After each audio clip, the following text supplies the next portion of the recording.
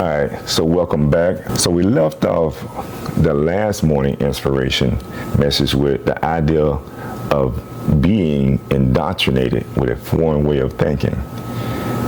Therefore, we will continue this class by examining the word foreign so we can get a better understanding of what I'm talking about. Okay? So let's start with Webster's New World Dictionary and thesaurus.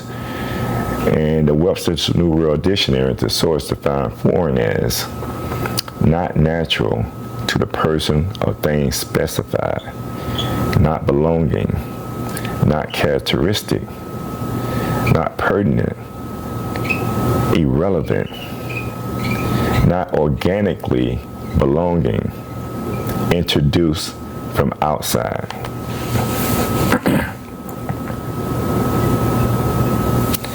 So here we see that foreign means not natural, not organic, not of one's natural character, something from outside. See, the Most High punished us by cutting us off from breaking His laws, and then He brought many of us into slavery. And for those of you that dodged the whip, suffered slavery in another way.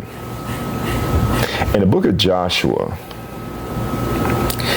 when Achan sinned and transgressed the covenant of Yahweh by bringing accursed or foreign things into the camp, Yahweh had Joshua to stone him and his family and burn them in a fire. A similar thing happened with Adam in the garden when he accepted the foreign philosophy of Satan. What happened as a result of that? The tree of good and evil became an option, and sin was introduced into the world. When something is not organic, we say it's what? Genetically modified, right? Well, we have been genetically modified.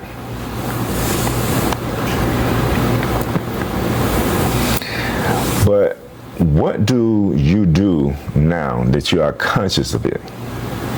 You admit it and you change.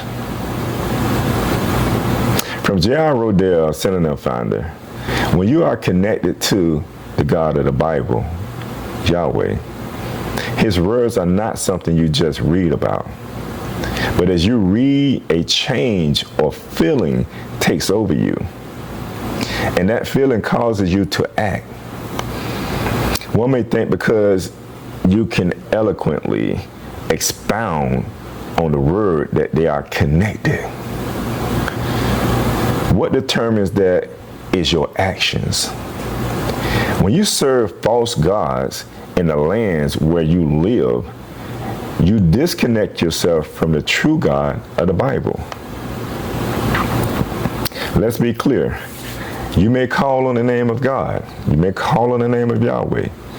But if you spend half of the week in the club, it reveals who your true God is. And don't misunderstand me when I say this. I'm not saying you can't enjoy yourself in a good environment. But if you're surrounded yourself with influences that can pull you away from God, that's a different matter entirely. You may be calling on the name of Yahweh, but if you are drinking strong drinks every day of the week, we know who your God is, and it's not the God of the Bible. Now, some other synonyms to foreign are outside, remote, distant, unfamiliar, strange, odd. Why is the key important? Because we are unconsciously conditioned to serve the gods of this world. Although we have the knowledge of Yahweh, or the knowledge of God, we are afraid to exercise it when necessary. Well, this concludes the second part of keys to overcoming the world, why it's important to have the key or keys. In our next inspirational morning study or message, We'll start with the final part of this message, the subtitle, How Do We Overcome the Foreign Mindset? So stay tuned. We're still dealing with keys to overcoming the world, but that's the subtitle. How do we overcome this foreign mindset? So we're talking about solutions. So stay tuned and reconnect, all right? And make sure you like, subscribe, click on the notification button. That's the way you can always get notifications when the videos come up. Stay connected to my channels, all right? And I leave you with this. It's an affirmation for today.